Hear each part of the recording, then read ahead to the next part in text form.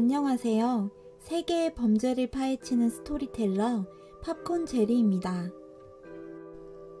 1918년 5월 23일 밤, 이탈리아 출신의 제이크와 앤드류 메지오 형제는 미국 루이지애나주 뉴올리언스의 어퍼라인 스트리트와 매그놀리아 스트리트 사이에 위치한 집으로 귀가합니다. 그런데 형제의 집 벽 너머에서 지속적으로 들려오는 심상치 않은 신음소리. 옆집에는 큰형 조셉과 그의 아내 캐서린이 살고 있었는데요. 그들이 형의 집 문을 열고 들어갔을 때 눈앞에 펼쳐진 충격적인 광경.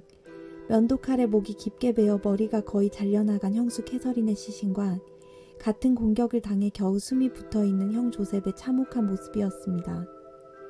그나마 목숨이 붙어있던 조셉은 즉시 병원으로 이송되었지만 몇 분 만에 숨졌고, 조사 결과 부부는 나란히 잠을 자고 있던 사이 공격을 받은 것으로 보였습니다. 집에 침입한 살인마는 면도칼로 부부의 목을 벤 직후 도끼로 그들의 머리를 내려쳤는데, 이러한 행동은 진짜 사인을 숨기기 위해서였을 것으로 추정.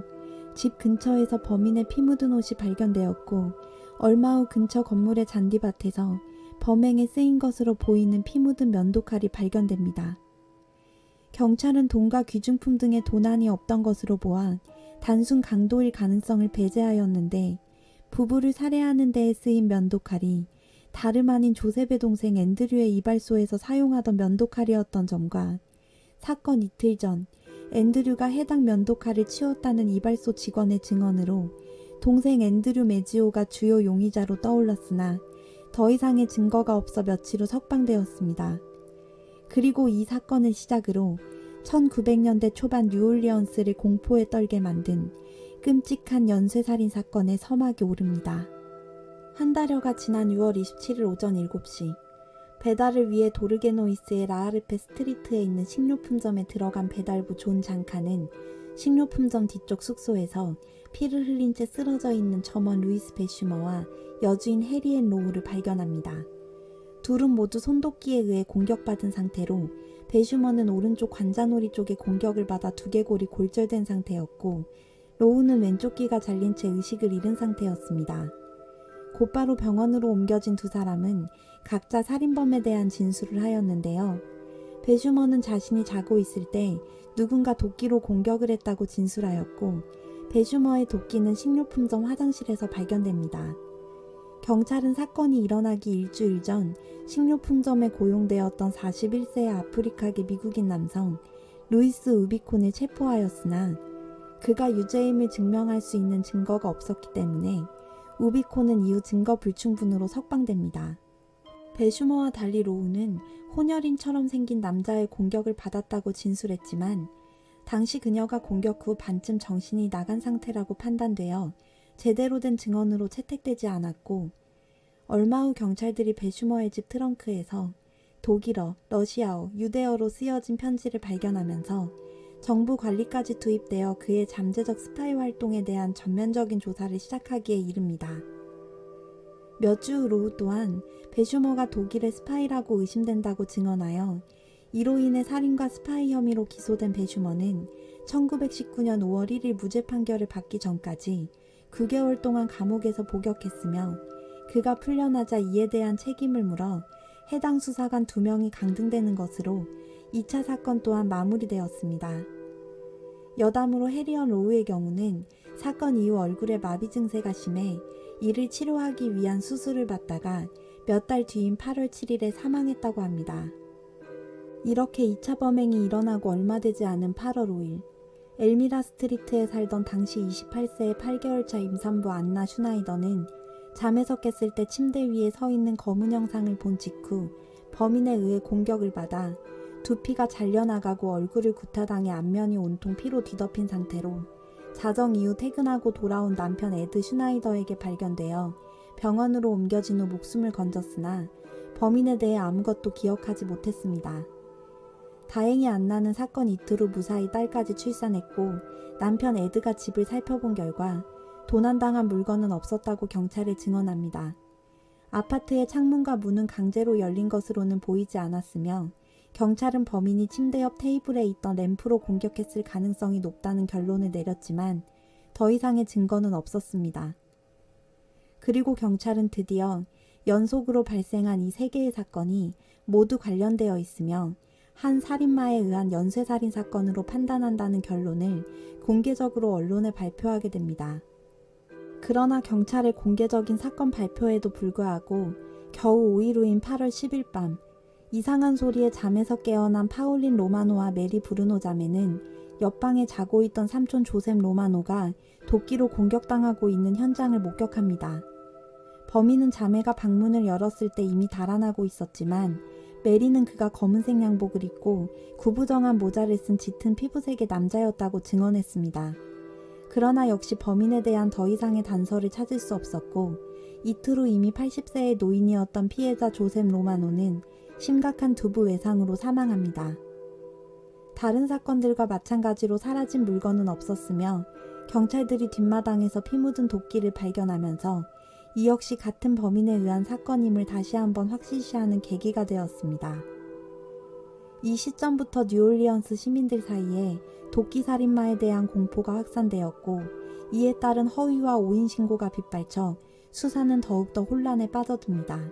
범인이 잡히지 않은 채 한 해가 지나가고 다음 해인 1919년 3월 10일 루이지애나 뉴올리언스 교회 제퍼슨 애비뉴 세컨드 스트리트 모퉁이에서 이탈리아 이민자였던 찰리 코르티밀리아의 아내 로시 코르티밀리아의 비명소리가 울려 퍼집니다. 이 소식을 듣고 코르티밀리아 가족의 집으로 달려간 이후 니올랜도 조르다노는 머리에 심각한 상처를 입은 채 딸 메리를 안고 현관에 서 있는 로시와 피를 흘리고 의식을 잃은 채 쓰러져 있는 남편 찰리를 발견하고 이들 모두 병원으로 이송되었지만 도끼로 목 뒤를 공격당한 메리는 결국 사망하고 말았습니다. 역시 집에서 도난당한 것은 없었지만 뒷문에 판넬이 잘려나가고 집 뒷문 현관에서 피 묻은 도끼가 발견되어 지난해 뉴올리언스를 발칵 뒤집어 놓았던 살인사건이 또다시 시작된 것이 확실해 보이는 상황. 그런데 병원에서 의식을 회복한 로시가 뜻밖의 주장을 펼칩니다. 바로 최초 발견자인 이올랜도 조르다노와 그의 18살 아들인 프랭크가 자신들을 공격했다고 주장한 것인데요. 당시 69세였던 이올랜도는 범죄를 저지르기엔 건강이 너무 나쁜 허약한 노인이었고 아들 프랭크는 182cm 이상의 키에 몸무게는 90kg이 넘어 살인을 저지르고 뒷문의 패널을 통해 도주하기에는 무리가 있는 것이 확실해 보였지만 경찰은 두 사람을 체포하고 살인 혐의로 기소하여 아버지 이올랜도는 종신형에 처해졌으며 아들 프랭크에게는 사형이 집행되었습니다.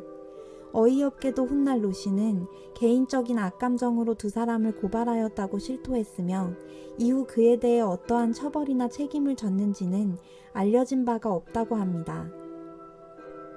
오차 범행이 일어난 5일 후 놀라운 일이 벌어집니다. 바로 살인마가 쓴 편지가 뉴올리언스 지역신문에 실렸던 것인데요. 실제 편지의 내용은 이렇습니다. 지옥 1919년 3월 13일 뉴올리언스의 존경받는 시민들에게 사람들은 날 절대 붙잡지 못해. 그리고 그건 앞으로도 그럴 거야. 난 인간이 아니야. 가장 뜨거운 지옥으로부터 온 악마지. 내가 바로 너희 시민들과 경찰이 도끼 살인마라고 부르는 사람이다. 난 증거를 남겨놓지 않아. 사람들의 피와 뇌수로 범벅이 된 그 도끼 말고는. 의심할 여지 없이 너희들은 날 가장 끔찍한 살인마라고 여기겠지? 내가 누구건 난 내가 원한다면 매일 밤 이 도시에서 수천 명의 시민들을 죽일 수 있어. 정확하게 다음 주 화요일 밤 12시 15분에 난 이 뉴올리언스를 지나갈 예정이야. 내 무한한 자비로 너희들에게 작은 제안을 하나 할게. 난 재즈 음악을 매우 좋아해. 맹세하는데 내가 방금 언급한 시간에 재즈 밴드들이 공연을 한창 진행하고 있다면, 만약 모든 사람들에게 재즈 밴드가 있다면 그게 너희들에게 좋을 거야. 한 가지 확실한 점은 만약 그 화요일 밤에 재즈를 즐기지 않는 사람은 도끼로 살해당할 거라는 거지. 이 편지에서 살인마는 3월 19일 밤 자정 15분 후 살인을 저지르겠다고 예고하지만 재즈 음악이 연주되는 곳에 있는 사람들은 살려주겠다고 경고했는데요. 실제 살인마가 말한 3월 19일 밤 뉴올리언스 시내의 댄스홀들은 만석이었으며 수백 개의 마을에서 열린 파티에서 전문 재즈 밴드들과 아마추어 재즈 밴드들은 쉴 새 없이 음악을 연주했고 놀랍게도 그날 밤 살인은 일어나지 않았습니다. 그렇게 사건이 잠잠해지나 했던 8월 10일, 잡화점을 운영하던 스티브 보카가 침대 위에 어렴풋이 보이는 어두운 형체의 범인에게 도끼로 공격당합니다. 공격 후 기절했지만 다행히 의식을 되찾은 보카는 이웃집으로 달려가 도움을 요청했고, 부상에서 회복된 그는 충격과 후유증으로 아무것도 기억하지 못했지만 역시 보카의 집 뒷문 패널이 깎여나간 것으로 범인의 살인 행각이 다시금 시작되었음이 사람들을 공포로 몰아넣게 됩니다. 이어서 9월 3일, 근처에서 벌어진 연쇄살인 사건에 불안해하던 19세 소녀 사라 라우만을 걱정한 이웃들이 그녀가 집에 잘 있는지 확인하기 위해 찾아왔다가 아무 대답이 없자 문을 열고 들어갔을 때 머리에 심한 부상을 입고 여러 개의 치아가 빠진 채 쓰러져 있는 라우만을 발견한 것이 7차 사건이었으며, 열린 창문을 통해 아파트로 들어온 살인자에게 둔기로 공격당했다고 추정되었습니다. 역시 건물 앞 잔디밭에서 피 묻은 도끼가 발견되었고, 라우만 또한 생존하였으나 아무것도 기억하지 못했습니다. 뉴올리언스를 뒤덮은 공포는 그해 가을까지 계속되어 10월 27일 밤, 6남매의 아버지이자 가장이었던 마이크 페피톤의 아내 에스더 페피톤은 밤중에 소음에 깨어나 남편의 방 앞에 다다른 순간 도끼를 든 뚱뚱한 남자가 달아나는 것을 목격하였습니다. 마이크는 머리에 심각한 부상을 입은 채 현장에서 사망한 상태였으며, 앞선 2차례의 미수 사건 때문이었는지 그는 범인이 침대 옆 그림이 피로 물들 정도로 잔혹하게 도끼를 휘두른 탓에 즉사한 것으로 보여졌습니다.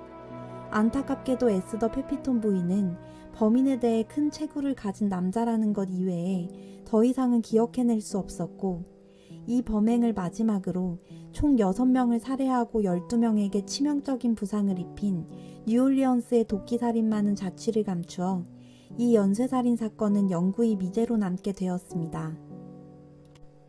범인의 별명에서 알 수 있듯이 피해자들은 주로 도끼에 의해 살해당했고, 특이한 점은 이 도끼는 모두 피해자들의 집에 있던 것이었습니다. 또 대부분의 사건에서 피해자의 집 뒷문에 있는 금속판이 끌에 의해 제거되었는데 모두 뒷문 가까이에 있는 바닥에 놓여 있었습니다.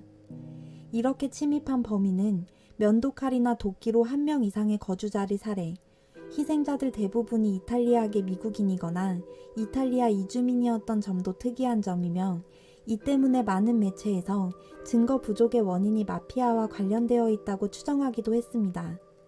모든 범행은 강도를 목적으로 이루어지지 않았으며, 살해 도구들은 항상 피해자의 집에 남겨져 있었다는 공통점이 있었고, 범죄학자 콜린과 다먼 윌슨은 사건이 주로 남성의 집이 아닌 여성의 집에서 일어났다는 점을 들어 살인마는 여성들이 살해하는 것이 주 목적인 세디스트로 이것이 방해될 때 남성들이 살해했다는 가설을 주장하기도 했습니다. 마지막 가설은 어이없게도 범인이 재즈 음악을 홍보하기 위해 범행을 저질렀다는 것입니다. 역시 이 가설이 세워진 이유는 살인마가 보낸 편지에서 재즈 음악을 듣는 사람은 살려주겠다고 주장한 내용 때문인데요. 1900년대 초반 뉴올리언스를 공포에 몰아넣었던 도끼살인마의 정체는 대체 누구였을까요? 20세기 초 온통 살인의 공포로 물들었던 그때 그 시절의 뉴올리언스를 떠올리며 오늘 밤은 분위기 좋은 재즈 음악을 틀고 잠을 청해보면 어떨까요? 그리고 문단속도 절대 잊지 마세요. 소스필드의 영상을 재미있게 시청하셨다면 구독과 좋아요를 눌러주세요. 여러분들의 구독과 좋아요는 소스필드 채널이 세상에 더 많은 사건과 진실을 전할 수 있는 원동력이 됩니다.